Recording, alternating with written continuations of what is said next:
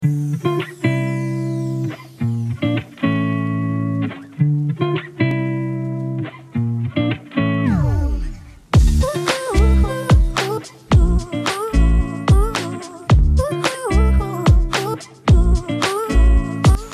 semuanya, di kesempatan kali ini saya akan menggulung dinamo mesin cuci, dan ini adalah keterusan sebenarnya. Jadi saya tuh kemarin udah membuat videonya, cara pemasukannya yang primer, tapi videonya tuh hilang. Aduh pusing bosku, mau gimana lagi.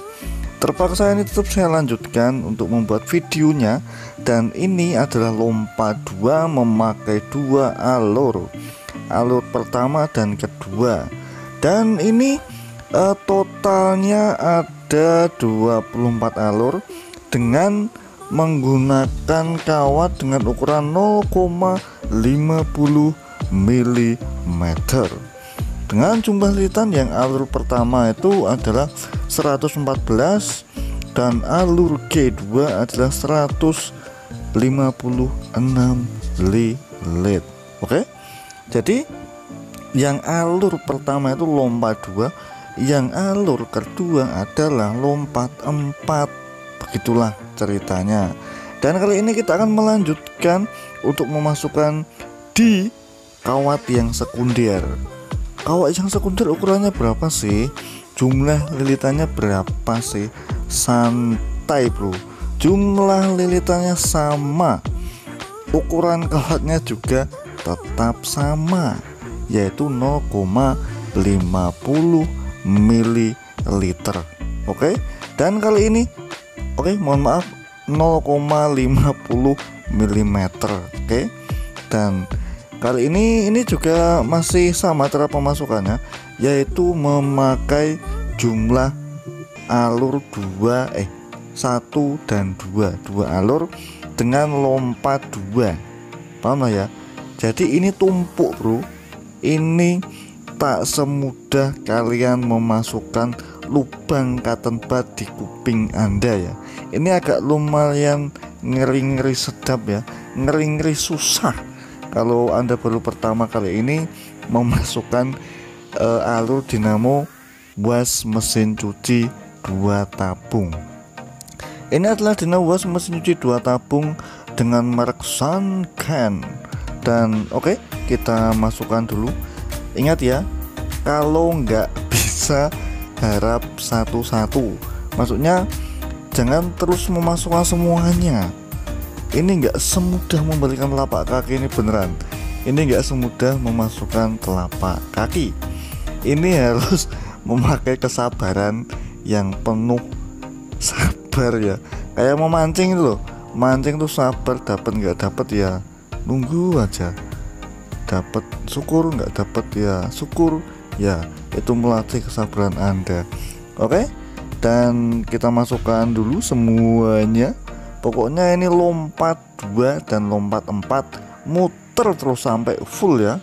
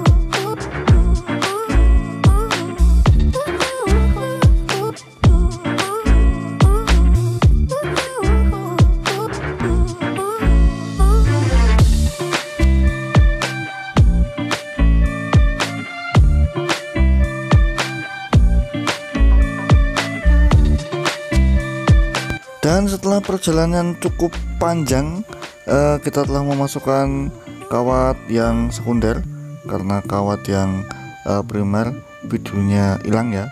Kita telah memasukkan muanya, dan kali ini kita akan memasang penyekatnya. Penyekatnya saya memakai mika dengan ukuran 0,20 mm ya. Ini kita pasang dulu, kemudian kita talinya juga masih sama. Saya menggunakan tali nilon buat ngukur itu loh, tukang bangunan itu loh, saya pakai itu ya. Oke, dan kali ini kita menali dulu. Kalau talinya sih saya buat gampang ya, gampang banget, cuma memutar aja, nggak usah yang ribet-ribet. Kalau susah ya akan sangat memakan waktu ya, nanti videonya akan menjadi lama. Jadi yang simpel-simpel aja, tur enak dinikmati. Oke, kita tali dulu.